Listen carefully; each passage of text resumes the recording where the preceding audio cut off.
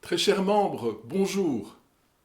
J'aimerais avant toute chose vous présenter au nom du comité nos meilleurs vœux pour cette année 2021, une année qui sera synonyme, nous en sommes convaincus, de retour à une pratique musicale plus normale. Et nous sommes d'ores et déjà impatients de pouvoir vous retrouver très bientôt, c'est-à-dire vraisemblablement d'ici au printemps pour la reprise de nos soirées musicales. Alors, cette façon inhabituelle de communiquer vers vous au moyen de cette petite vidéo vous surprend peut-être. Mais nous vivons aussi des temps inhabituels. Cela fait maintenant trop longtemps que nous sommes privés de rencontres. Alors, nous cherchons comment rétablir le contact avec vous de façon la plus personnelle et comment le maintenir en attendant l'arrivée des jours meilleurs. Plutôt que de vous envoyer de longs mails, encore un de plus parmi tous ceux qui inondent certainement votre boîte mail chaque jour, nous nous sommes dit que ce serait plus simple de vous présenter sous la forme de cette petite vidéo les idées que nous avons pour maintenir le contact avec vous. La communication digitale est devenue de fait incontournable pour rompre l'isolement forcé que le virus nous impose. Même si elle n'est pas réellement satisfaisante pour nous permettre de pratiquer notre passion, elle peut au moins nous permettre de rester en contact les uns avec les autres. C'est d'ailleurs ce que nous avons fait il y a de cela quelques jours avec les comités de nos associations sœurs à Milan, Rome, Genève et Lille. Car Cambristi a fait des petits dans les pays voisins. Je vous le rappelle, pour ceux d'entre vous qui l'auraient oublié ou qui ne le sauraient tout simplement pas. Il y a des communautés de musiciens chambristes amateurs dans tous les pays d'Europe, mais en particulier dans ces villes, notre projet a suscité l'envie d'y créer un équivalent local. Alors, nous maintenons le contact avec eux afin de monter ensemble des projets qui permettrait aux membres de combiner l'agrément d'un city trip avec la possibilité de partager notre passion pour la musique et de faire des rencontres internationales. Bref, il y a de cela quelques jours, nous avons donc eu une petite visioconférence avec eux. Visioconférence, cet outil qui est devenu maintenant, par la force des choses, notre remède au confinement. Une visioconférence donc pour échanger nos impressions et nos idées pour le futur.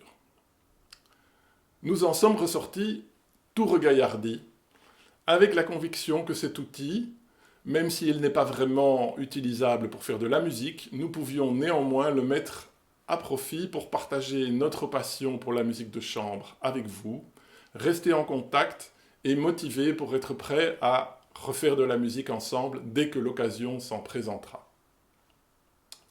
Alors allez-vous me demander, que comptons-nous faire concrètement ? Eh bien, nous nous proposons de mettre sur pied une série de rencontres par visioconférence auxquelles nous vous invitons à participer. Alors, l'expérience des visioconférences montre qu'avec un certain nombre de participants, cela demande un peu de structure et d'organisation pour que l'expérience soit réellement satisfaisante. C'est pourquoi ces rencontres se feront autour d'un thème annoncé à l'avance et seront animées par des conférenciers. La première occasion serait justement de vous proposer de faire connaissance avec nos autres associations sœurs.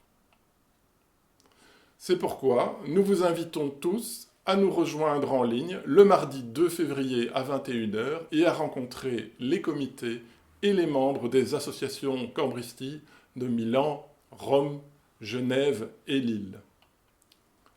La rencontre sera animée par Tommaso Napoli, le très dynamique et sympathique président de Cambristi Milano.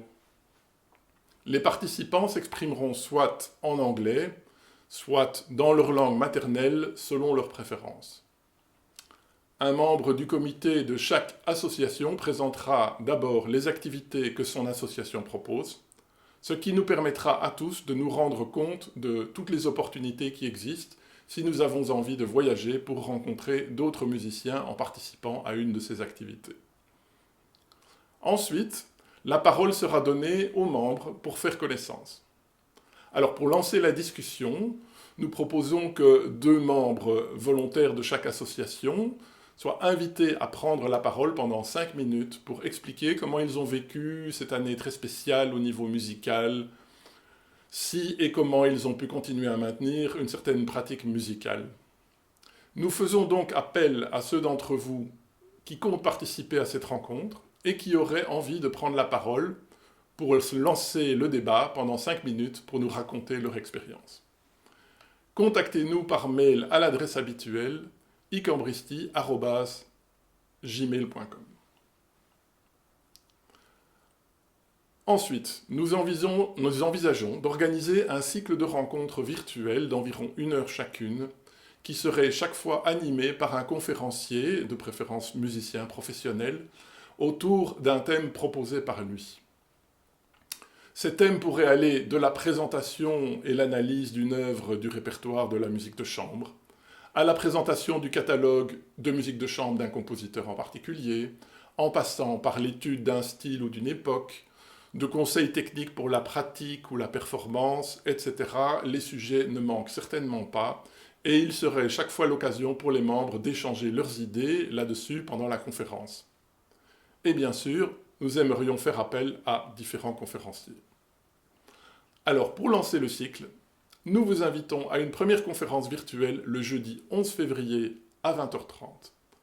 Celle-ci sera animée par Gabriel Hollander, qui a déjà animé pour nous plusieurs sessions d'orchestre de chambre. Équipé de sa casquette de pianiste et de chef d'orchestre, Gabriel nous propose de débattre avec vous de ce qu'est exactement la musique de chambre.